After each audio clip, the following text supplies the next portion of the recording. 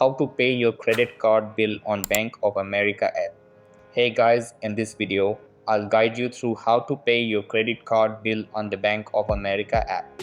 Alright, so let's begin. So, the first thing that you want to do is open up the Bank of America app on your mobile and make sure it is updated to the latest version available. After that, sign into your account and you will be redirected to this page. Then, on your home page, tap on the Bill Pay tab at the bottom.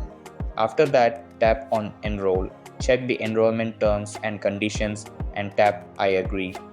Next, enter the account details, including your routing and account numbers, then tap Next.